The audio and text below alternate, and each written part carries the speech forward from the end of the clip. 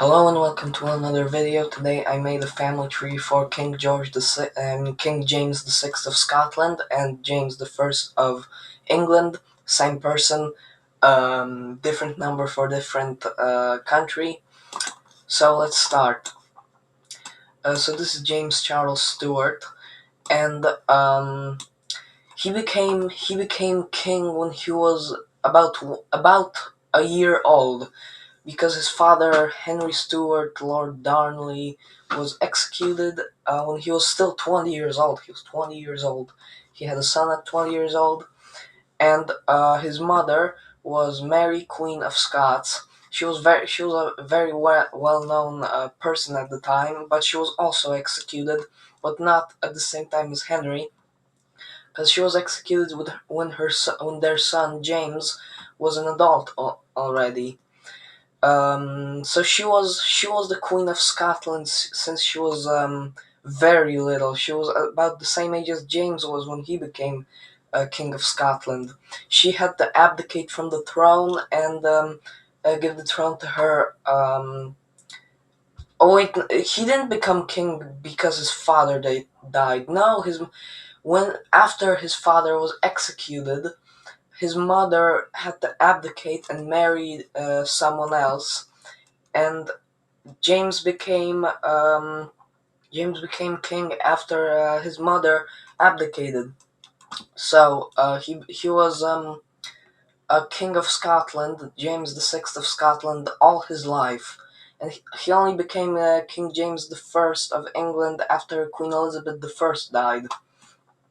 So his paternal grandparents were Matthew Stuart, 4th Earl of Lennox, and Margaret Douglas.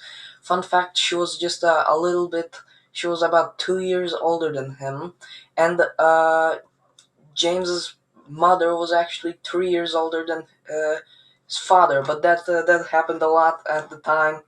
Still happens that the wife is older, but doesn't matter.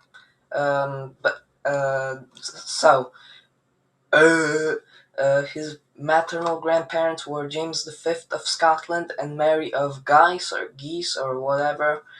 Um, so James was a single child, so he did not have either siblings or half siblings.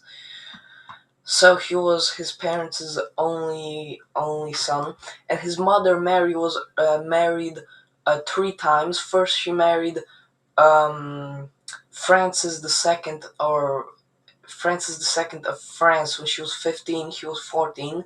He died when he was 16 or 17, and she was widowed at only 18 years old. Then later she married Henry, and then they had a son, and then later she married, I don't remember the guy's name, but she married someone who was actually older than her. So that was her only husband that was older than her. He outlived the other two of her husbands. But I'm not story isn't about her, but I will make a family tree for her in the future, but not now. Now we're focusing on her son James VI, and first he married Anne of Denmark. When they were married, he was 23 or 24, somewhere in his early 20s. She was only 14 years old, and they had 7 children. First, they had Henry Frederick, Prince of Wales, but he died. Then they had Elizabeth, then Margaret, then Charles. Then they had Robert Bruce Stewart, Duke of. Oh wait, sorry,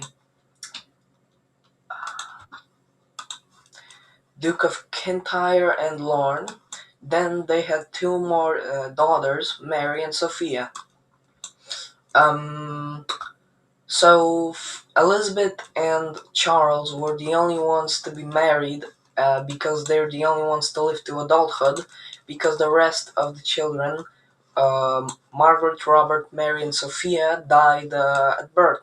No, I'm not at birth, not necessarily at birth, but when they were children.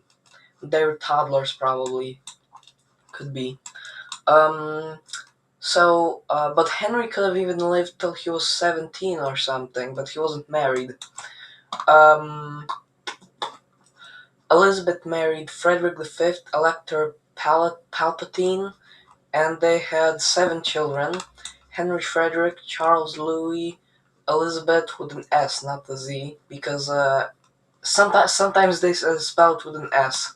Rupert, Maurice, Louise, Hollandine, or Hollandin, or whatever, Aladdin, whatever. And finally, Louis, who was the only one to die at birth. Even if he didn't die at birth, he died when he was very little. So, so Elizabeth was James's only child to be married when James was still alive, but Charles was also married. He, like his father, he married a teenager, but it wasn't as bad as his father, who married a 14-year-old. Charles married a 15-year-old, which isn't as bad. It's very common. It was very common at the time, I know, but I still can't go over the fact that they used to marry teenage girls. Even Charles made his 9-year-old daughter be married.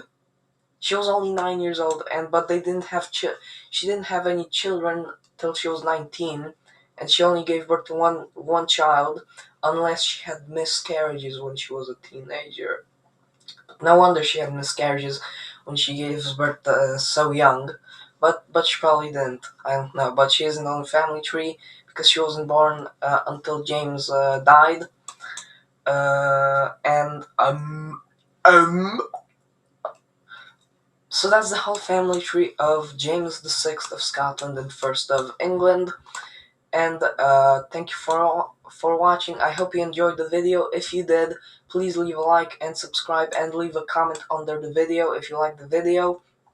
And yeah, please subscribe to the channel, because I only hit 50 subscribers, and now I have 31. So thank you guys for your support, and for all the views that I got. So I'll see you in the next video. Goodbye.